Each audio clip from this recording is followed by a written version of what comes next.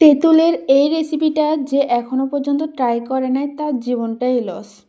আসসালামু আলাইকুম, কী অবস্থা সবার?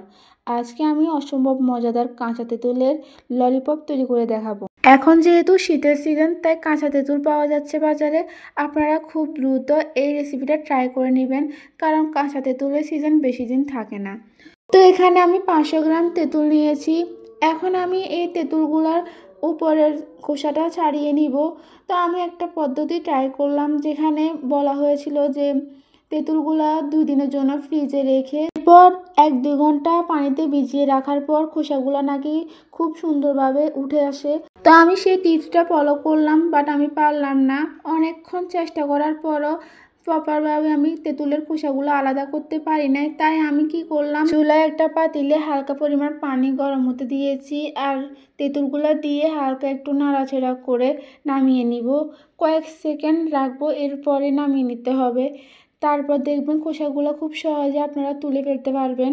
কয়েক সেকেন্ড নাড়াচাড়া করার পর যখন দেখবেন তেঁতুলের উপরে খোসার কালারটা চেঞ্জ হয়ে গেছে, তখন একটা পাতিলে পানি দিয়ে ওই পাতিলের মধ্যে তেঁতুলগুলো রাখবেন, যেন তেঁতুলগুলো তাড়াতাড়ি ঠান্ডা হয়ে যায়, যেন ওভারকুক না হয়। এরপর দেখবেন খুব সহজে আপনারা এইভাবে তুলে ফেলতে পারবেন। আপনারা চাইলে ওই টিপসটা ফলো করতে পারেন। কি করবেন, তেঁতুলগুলোকে একটা পলিতে ঢুকিয়ে এরপর 2 দিনের জন্য ডিপ ফ্রিজে রেখে দেবেন।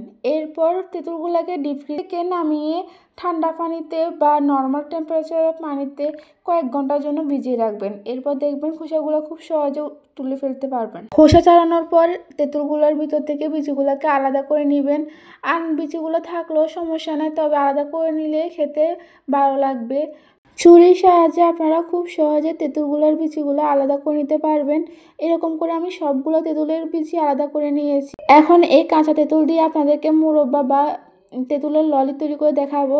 এর জন্য আমি চুলায় একটা পাইপেন বসিয়ে দিয়েছি। পাইপেনটা আপনারা ইগনোর করবেন, যেহেতু চুলায় করতেছি তাই ভালো কোনো পাতিল ইউজ করতেছি না, না হলে কালি উঠাতে সমস্যা হবে। এখন আমি এখানে 1 কাপ পরিমাণ চিনি দিয়েছি আর 1/2 কাপ পরিমাণ পানি দিয়েছি।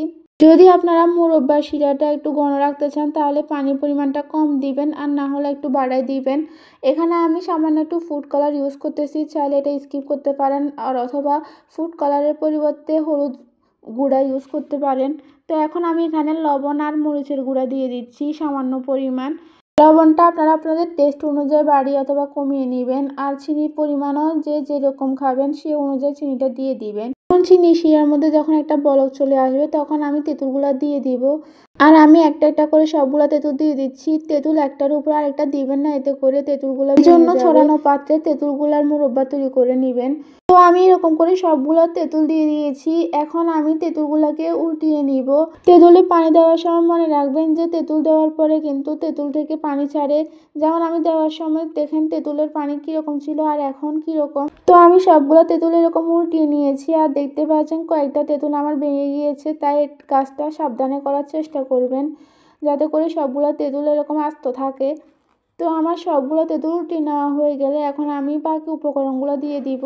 এখানে আমি চিলি ফ্লেক্স দিচ্ছি 1/2 চা চামচ পরিমাণ। আপনারা যা যেরকম খেতে পছন্দ করেন সেই অনুযায়ী দিয়ে দিবেন।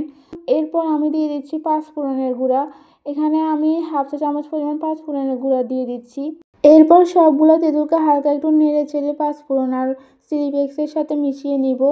মিশিয়ে নেওয়া হয়ে গেলে চুলা থেকে তেঁতুলগুলো নামিয়ে নিতে হবে। আবার বেশিক্ষণ নাড়াচাড়া করলে তেঁতুলগুলো সব ভেঙে যাবে।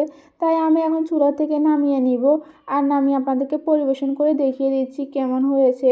তো আপনারা যারা এখনও পর্যন্ত এই তেঁতুলের মোরব্বাটা ট্রাই করেন না, তারা খুব দ্রুত এই মোরব্বাটা ট্রাই করবেন। আশা করি আপনাদের সবার ভালো লাগবে।